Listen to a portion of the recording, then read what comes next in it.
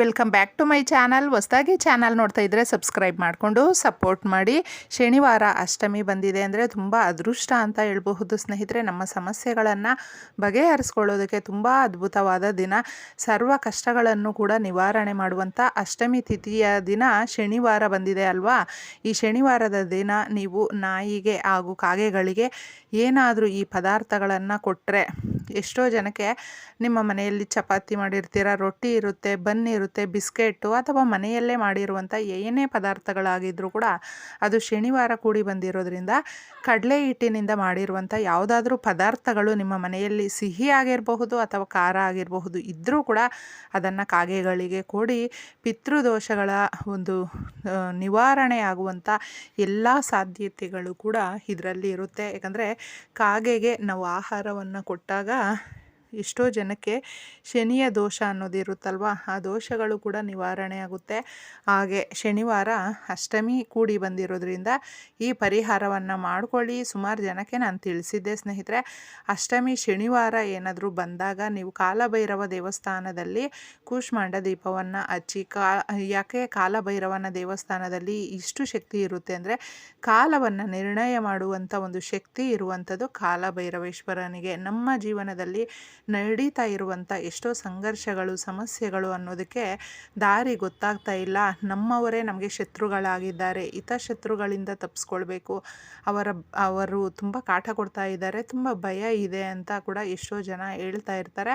ಅಂಥವ್ರಿಗೆ ಶತ್ರುಗಳು ನಮ್ಮ ಏನೇ ಒಂದು ಜೀವನದಲ್ಲಿ ನಡೀತಾ ಇದ್ರು ಅವುಗಳಿಗೆ ತಲೆ ಹಾಕದೇ ಇರಬೇಕು, ಶತ್ರು ಸಂಹಾರ ಆಗಬೇಕು ಅಂತ ಕೂಡ ಎಷ್ಟೋ ಜನ ಕೇಳ್ತಾ ಇರ್ತೀರ.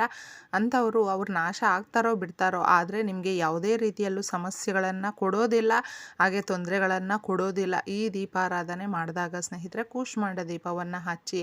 ಆ ದೇವಸ್ಥಾನ ನಮ್ಗೆ ಸಿಗಲಿಲ್ಲ, ಹೋಗೋದಕ್ಕಾಗಲಿಲ್ಲ ಅಕ್ಕ ಅಂತ ಹೇಳಿದ್ರೆ ನಿಮ್ಮ ಮನೆಯ ಬಳಿಯೇ ನೀವು ಮಾಡ್ಕೊಳ್ಬಹುದು. ಸುಮಾರು ವಿಡಿಯೋಗಳಲ್ಲಿ ನಾನು ಕೂಷ್ಮಾಂಡ ದೀಪದ ಬಗ್ಗೆ ತಿಳಿಸಿದ್ದೆ.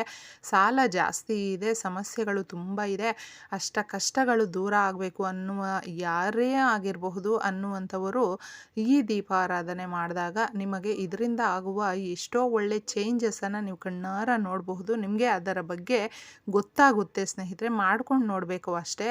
ಆ ಪರಿಹಾರಗಳಿಗೆ ಒಂದು ಮಾರ್ಗ ಅನ್ನೋದಿದ್ರೆ ಅದು ಕೂಷ್ಮಾಂಡ ದೀಪ. ಅಷ್ಟಮಿ ತಿಥಿಗಳ ದಿನ ಮಾತ್ರ ಹಚ್ಚಿದಾಗ ವೆರಿ ಪವರ್ಫುಲ್ ಅಂತ ಹೇಳ್ತೀನಿ. ಈ ದಿನ ಮತ್ತೊಂದು ತುಂಬ ಶಕ್ತಿಶಾಲಿಯಾದಂಥ ಒಂದು ಪರಿಹಾರವನ್ನು ತಿಳಿಸ್ತಾ ಇದ್ದೀನಿ. ನಮಗೆ ಅಷ್ಟಮಿ ತಿಥಿ ಅಂದರೆ ವಾರಾಹಿ ದೇವಿಯನ್ನು ಪೂಜಿಸುವಂಥ ಹಾಗೂ ಗುಪ್ತ ವಾರಾಹಿ ದೇವಿ ಅಂತ ಕೂಡ ಕರಿತೀವಿ. ಆ ತಾಯಿಯನ್ನು ತಂತ್ರಗಳಲ್ಲಿ ಪೂಜೆ ಮಾಡ್ತಾರೆ. ಅಂದರೆ ಎಷ್ಟೋ ತಂತ್ರಗಳು ಅಂದರೆ ಭಯಪಡ್ತಾರೆ ಸ್ನೇಹಿತರೆ. ಆ ಥರ ಭಯಪಡುವಂಥದ್ದಲ್ಲ, ಗುಪ್ತವಾಗಿ ರಾತ್ರಿ ದೇವತೆ ಆಗಿರೋದ್ರಿಂದ ಆ ತಾಯಿಯನ್ನು ರಾತ್ರಿ ಪೂಜೆ ಜಾಸ್ತಿ ಇರುತ್ತೆ ದೇವಸ್ಥಾನಗಳಲ್ಲೆಲ್ಲ. ನಮ್ಮ ಮನೆಗಳಲ್ಲೂ ಕೂಡ ನಾವು ಆ ತಾಯಿಯನ್ನು ರಾತ್ರಿ ಪೂಜೆ ಮಾಡ್ಕೊಳ್ಬಹುದು. ಯಾಕಂದರೆ ಎಲ್ಲರೂ ಕೆಲಸಕ್ಕೆ ಹೋಗಿರ್ತೀರ, ಆ ಕೆಲಸಕ್ಕೆ ಹೋಗಿ ಬಂದು ಮಾಡ್ಕೊಳ್ಬಹುದಾ ಅಂತ ಆರಾಮಾಗಿ ಮಾಡ್ಕೊಳ್ಬಹುದು ಸ್ನೇಹಿತರೆ. ನಿಮ್ಮ ಶಕ್ತಿಯ ಅನುಸಾರ ಆ ತಾಯಿಯನ್ನು ನೀವು ಪೂಜೆ ಮಾಡಬಹುದು. ಫೋಟೋ ವಿಗ್ರಹ ಇಲ್ಲ ಅಂದರೂ ಪರವಾಗಿಲ್ಲ. ಎಷ್ಟು ವಿಶೇಷತೆ ಅಂದರೆ ಕುಂತಿರುವ ಜಾಗದಲ್ಲೇ ಆ ತಾಯಿಯ ನಾಮಗಳನ್ನು ಹೇಳ್ಕೊಳ್ಬಹುದು, ಹಾಗೆ ಸ್ಮರಣೆ ಮಾಡ್ಕೊಳ್ಬಹುದು. ಈ ದಿನ ತಿಳಿಸ್ತಾ ಇರುವಂಥದ್ದು, ಒಂದು ಬೌಲಲ್ಲಿ ನೀವು ಕಲ್ಲುಪ್ಪನ್ನು ಹಾಕ್ಕೊಳ್ಳಿ. ಕಲ್ಲುಪ್ಪು ಅನ್ನೋದು ನಮ್ಮ ಮನೆಯಲ್ಲಿರುವ ನೆಗೆಟಿವನ್ನು ತೆಗೆದುಹಾಕುವಂಥದ್ದು. ಸಮುದ್ರದಲ್ಲಿ ಹುಟ್ಟಿರುವಂಥ ಕಲ್ಲುಪ್ಪಿಗೆ ತುಂಬಾ ಪ್ರಾಮುಖ್ಯ ಕೊಡ್ತೀವಿ. ಲಕ್ಷ್ಮೀ ದೇವಿಯನ್ನು ನಾವು ಮನೆಗೆ ಕರೆಸ್ಕೊಳ್ಳೋದಕ್ಕೆ ಈ ಪರಿಹಾರ ತುಂಬಾ ಸೂಕ್ತವಾಗಿರುತ್ತೆ. ಕಲ್ಲುಪ್ಪನ್ನು ತಗೊಂಡಿದೆ, ಅದರಲ್ಲಿ ನೀವು 7 ಲವಂಗಗಳನ್ನು ಹಾಕಬೇಕು. ಮೊಗ್ಗಿರುವಂಥ ಲವಂಗಗಳು ಇರಬೇಕು. ಕೆಲಸಕ್ಕೆ ಅದು ತುಂಬಾ ಚೆನ್ನಾಗಿರುತ್ತೆ. ನಾವು ಮೊಗ್ಗಿರುವಂಥ ಲವಂಗಗಳನ್ನು ತಗೊಂಡ್ರೆ ಮಾತ್ರ. ಸ್ವಲ್ಪ ಕುಂಕುಮವನ್ನು ಹಾಕ್ಕೊಳ್ಳಿ. ಒಂದು ಅರ್ಧ ಸ್ಪೂನಷ್ಟು ಕುಂಕುಮ ಹಾಕ್ಕೊಳ್ಬೇಕು. ಈ ಎಲ್ಲ ವಸ್ತುಗಳು ಕೂಡ ಲಕ್ಷ್ಮೀ ದೇವಿ ನಮ್ಮ ಮನೆಯಲ್ಲಿ ಸ್ಥಿರವಾಗಿ ನೆಲೆಸೋದಕ್ಕೆ, ದುಡ್ಡು ಕಾಸು ಆಸ್ತಿ ಅಂತಸ್ತು ಆರೋಗ್ಯ ಸಿರಿ ಸಂಪತ್ತು ಎಲ್ಲವನ್ನು ಕೊಡೋದಕ್ಕೆ ಆ ತಾಯಿ ಈ ರೀತಿಯ ಪರಿಹಾರಗಳನ್ನು ಯಾರು ಮಾಡ್ಕೊಳ್ತಾರೋ ಅವರ ಮನೆಯಲ್ಲಿ ಆ ತಾಯಿ ಇರ್ತಾಳೆ ಸ್ನೇಹಿತರೆ. ನಾವು ತುಂಬ ರೆಸ್ಪೆಕ್ಟ್ ಕೊಡಬೇಕು.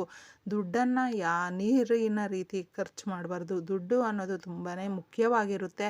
ಆದರೂ ಯಾಕೋ ಸಿಕ್ಕಾಪಟ್ಟೆ ಖರ್ಚುಗಳಾಗ್ಬಿಡ್ತಾ ಇದೆ ಅಂತ ಹೇಳುವಂಥವರು ಉಪ್ಪಿನ ಪರಿಹಾರವನ್ನು ಮಾಡ್ಕೊಳ್ಳಿ. ಆದಾಯ ಜಾಸ್ತಿ ಆಗುತ್ತೆ, ಖರ್ಚುಗಳು ಅನ್ನೋದು ಕಡಿಮೆ ಆಗುತ್ತೆ. ನಾವು ಒಂದು 10 ರೂಪಾಯಿ ದುಡಿತಾ ಇದ್ದೀವಿ ಅಂದರೆ 100 ರೂಪಾಯಿ ಖರ್ಚಾಗ್ತಾ ಇರುತ್ತೆ. ಎಲ್ರಿಗೂ ಕೂಡ ಇದು ಸಾಧಾರಣ ಅನಿಸ್ಬಿಟ್ಟಿದೆ.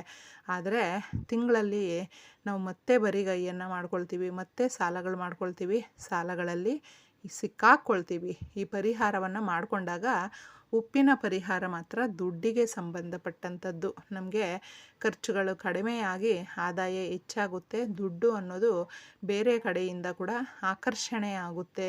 ದುಡ್ಡು ಅನ್ನೋದು ಆಕರ್ಷಿಸುವಂಥದ್ದು. ಈ ಪರಿಹಾರ ಬೌಲಲ್ಲಿ ನೀವು ಇದನ್ನೆಲ್ಲ ಹಾಕ್ಕೊಂಡು ನಿಮ್ಮ ಮನೆಯಲ್ಲಿ ಪ್ರತಿ ಮೂಲೆಯಲ್ಲೂ ನೋಡಿಸ್ಬೇಕಾಗುತ್ತೆ ಸ್ನೇಹಿತರೆ. ಮನೆಯಲ್ಲೇ ನಮಗೆ ಕಷ್ಟಗಳು ಅನ್ನೋದು ಇರುವಂಥದ್ದು. ಅದಕ್ಕೋಸ್ಕರ ಮನೆಯಲ್ಲಿ ಮಾಡ್ಕೊಳ್ಳಿ. ಇದನ್ನೆಲ್ಲ ನೀವು ರಾತ್ರಿ ಮಾಡ್ಕೊಳ್ಬೇಕಾಗುತ್ತೆ. ಇನ್ನೇನು ಮಲಗ್ತೀವಿ ಅನ್ನುವ ಸಮಯದಲ್ಲಿ ಮಾತ್ರ ಮಾಡ್ಕೊಳ್ಬೇಕು. ಅದಕ್ಕೂ ಮುಂಚೆ ಮಾಡಿದ್ರೆ ನಾವು ಟಿ ವಿ ನೋಡ್ತಾ ಇರ್ತೀವಿ, ಫೋನ್ ನೋಡ್ತಾ ಇರ್ತೀವಿ, ಮಾತಾಡ್ತಾ ಇರ್ತೀವಿ ಅಲ್ವಾ. ಆ ಥರ ಎಲ್ಲ ಆಗಬಾರ್ದು. ಈ ಪರಿಹಾರನ ಮಾಡ್ಕೊಂಡಾದ್ಮೇಲೆ ಲೈಟ್ ಆಫ್ ಮಾಡಿ ನಾವು ಇನ್ನೇನು ಮಲಗ್ತೀವಿ ಅನ್ನುವಾಗ ಮಾಡಿಕೊಂಡ್ರೆ ಇದರ ಪ್ರಭಾವ ಬಹಳ ಚೆನ್ನಾಗಿರುತ್ತೆ. ಇದನ್ನು ಮೂಲೆಯಲ್ಲೂ ನೋಡಿಸ್ಬಿಟ್ಟು ಮತ್ತೆ ನಿಮ್ಮ ಮನೆಯಲ್ಲಿ ಯಾವುದಾದ್ರೂ ಮೂಲೆ ಪರವಾಗಿಲ್ಲ, ಈಶಾನ್ಯ ಬರುವ ದಿಕ್ಕಿನಲ್ಲಿ ಇಡಿ ಸಾಕು. ಈಶಾನ್ಯ ದಿಕ್ಕಿನಲ್ಲಿ ಏನಾದರೂ ಇಟ್ಟುಬಿಟ್ರೆ ಅದು ಹಾಲು, ರೂಮು ಎಲ್ಲಾದರೂ ಪರವಾಗಿಲ್ಲ, ತೊಂದರೆ ಇಲ್ಲ. ಇಲ್ಲೇ ಇಡಬೇಕು ಅಂತ ಏನೂ ಇಲ್ಲ. ಆ ಜಾಗದಲ್ಲಿ ಇಟ್ಟು ನೀವು ಮಲ್ಕೊಂಡಾಗ ರಾತ್ರಿ ನಾವು ಲೈಟ್ ಆಫ್ ಮಾಡಿ ಮಲ್ಕೊಳ್ತೀವಿ. ಆಗ ನಮ್ಮ ಕಷ್ಟಗಳನ್ನು, ನಮ್ಮ ಮನೆಯಲ್ಲಿರುವ ನೆಗೆಟಿವಿಟಿನ, ನಾವು ಕಣ್ಣೀರು ಹಾಕಿರ್ತೀವಿ, ನಮ್ಮ ಮನಸ್ಸಲ್ಲಿ ನೋವಿರುತ್ತೆ, ಇದನ್ನೆಲ್ಲವೂ ಕೂಡ ಅಬ್ಸರ್ವ್ ಮಾಡುತ್ತೆ ಕಲ್ಲುಪ್ಪು, ಎಳ್ಕೊಳ್ಳುತ್ತೆ. ಅದಕ್ಕೋಸ್ಕರನೇ ರಾತ್ರಿ ಮಾಡ್ಕೊಳ್ಬೇಕು ಅಂತ ಹೇಳುವಂಥದ್ದು. ಅದೆಲ್ಲವೂ ಎಳ್ಕೊಂಡಿರುತ್ತೆ. ಮಾರನೆಯ ದಿನ ಬೆಳಗ್ಗೆನೆ ನೀವು ಅದನ್ನು ಒಂದು ಕವರಲ್ಲಿ ಹಾಕ್ಕೊಂಡು ಹರಿಯುವ ನೀರು ಅಥವಾ ಯಾರು ತುಳಿದೇ ಇರುವ ಜಾಗ ಇವೆರಡರಲ್ಲೇ ನೀವು ಹಾಕಬೇಕಾಗುತ್ತೆ. ಯಾಕಂದರೆ ಬೇರೆಯವರು ತುಳಿಬಾರ್ದು, ಬೇರೆಯವ್ರಿಗೆ ಆ ಕಷ್ಟಗಳು ಹೋಗಬಾರ್ದು ಅನ್ನೋದಕ್ಕೆ. ನಮ್ಮ ಕಷ್ಟಗಳು ನಿವಾರಣೆ ಆಗಬೇಕು ಅಂದರೆ ನಾವು ಇನ್ನೊಬ್ಬರು ತುಳಿಬಾರ್ದು. ಆಗ ಈ ಥರ ಪರಿಹಾರವನ್ನು ಮಾಡಿಕೊಂಡಾಗ ಡೈರೆಕ್ಟಾಗಿ ನಮ್ಮ ಸಮಸ್ಯೆಗಳು ಬೇಗ ಬಗೆಹರಿಯುತ್ತೆ. ಇದನ್ನು ನೀವು ಈ 2 ಜಾಗದಲ್ಲಿ ಎಲ್ಲಿ ಆಗುತ್ತೋ ಅಲ್ಲಿ ಹಾಕ್ಬಿಟ್ಟು ಬಂದು ಮನೆಯನ್ನು ಈ ಪರಿಹಾರ ಮಾಡ್ಕೊಂಡಾದಮೇಲೆ ಸ್ವಲ್ಪ ಕಲ್ಲುಪ್ಪು, ಅರಿಶಿಣ ಹಾಕಿ ಮನೆಯನ್ನು ಒರೆಸ್ಕೊಳ್ಬೇಕು. ಇದಕ್ಕೆ ಯಾವುದೇ ರೀತಿಯ ಖರ್ಚು, ಸಮಯ ಎಲ್ಲವೂ ಏನೂ ಆಗೋದಿಲ್ಲ, ವ್ಯರ್ಥ.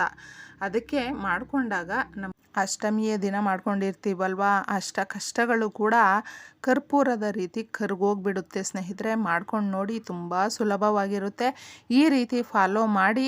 ಇದು ಶನಿವಾರ ಕೂಡಿ ಬಂದಿದೆ. ಈ ಥರ ಮಿಸ್ ಮಾಡಿಕೊಂಡ್ರೆ ಮತ್ತೆ ಅಷ್ಟಮಿ ಯಾವ ದಿನ ಬರುತ್ತೋ ನಮಗೆ ಗೊತ್ತಾಗೋದಿಲ್ಲ ಅಲ್ವಾ.